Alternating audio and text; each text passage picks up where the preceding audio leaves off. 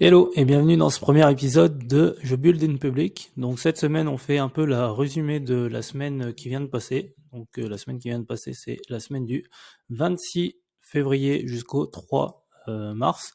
Donc globalement en termes d'heures, pas mal, quand même une bonne semaine en side project pour avoir passé 17h35. On voit que du coup ça a été divisé en 3 comparé à la semaine dernière. Donc il y avait Pixie Family qui est en rose. Pixie Family s'est arrêté et on en reviendra rapidement dessus pour un nouveau projet carte fidélité qui est en gris là. Et ensuite on a le jaune qui ce que c'est du temps que j'appelle self-branding, donc typiquement faire cette vidéo, faire le site Je Build in Public. Je compte pas forcément trop mes posts LinkedIn ou Twitter, X, pardon, etc. Mais j'essaie de diviser le temps pour me rendre compte que je passe quand même plus de temps sur le vrai projet que sur la promotion du fait que je construis le projet. Sinon, ça serait vraiment très con.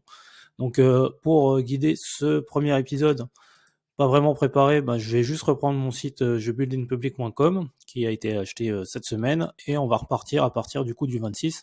Donc là, il y avait Marc Lou qui avait annoncé qu'il testait pas son code, un post qui a fait un peu débat. Je suis toujours pas positionné sur si je teste ou pas. J'ai toujours aimé l'approche TDD, mais quand on écrit des tests et qu'au final notre implémentation est pas vraiment sûre, c'est des fois un peu bancal, ou quand on finit par jeter le projet comme Pixie Family, c'est un peu du temps perdu. Donc à voir vis-à-vis de la taille du projet, des risques, etc. Comment je vais gérer ça. Ensuite, j'avais parlé rapidement de Pico CSS, qui globalement en fait c'est le CSS que j'utilise sur le blog pour construire un produit. Je pense pas que ça soit vraiment très très pertinent, et si on va voir en plus, eux-mêmes le disent. Si on va dans la doc, j'ai remarqué un peu plus tard après mon article que dans non, c'est pas dans Mission, c'est Usage Scenarios. Ils expliquent pourquoi on pourrait utiliser Pico CSS, et ils disent que globalement pour les projets dans lesquels que je target là en termes de développement d'app, c'est pas forcément bien, mais la philosophie d'écrire du CSS qui ne stylise que des marqueurs, c'est vraiment pas mal.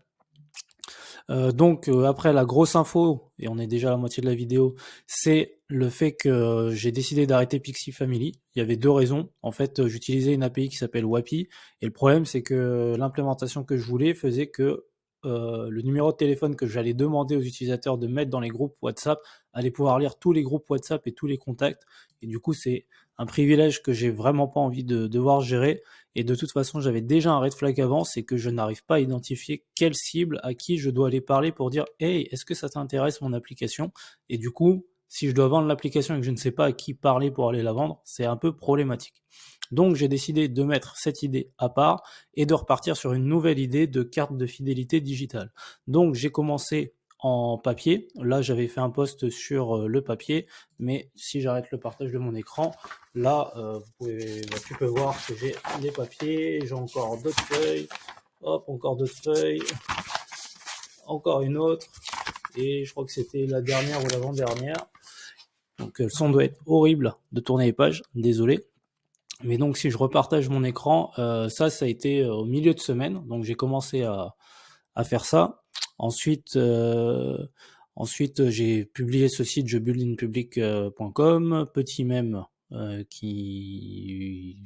petit mème, et finalement du coup là sur ce week-end en fait c'était de construire, de transformer le papier en Figma.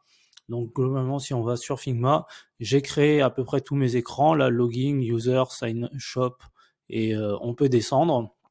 Donc j'ai créé tout ça avec des composants, vu que Figma fonctionne par composants, comme ça je peux aussi me repérer un peu déjà d'avance sur les composants. C'est vachement cool de pouvoir faire en fait tous ces écrans en étant nous-mêmes le dev qui allons développer derrière, parce qu'on peut prendre en considération déjà des limitations techniques, même si c'est aussi un biais de faire attention.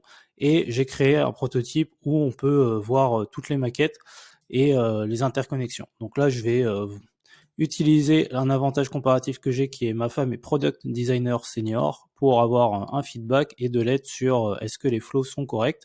Et ça sera la suite de cette semaine. Merci d'avoir regardé et je te tiens au courant de la suite. Ciao!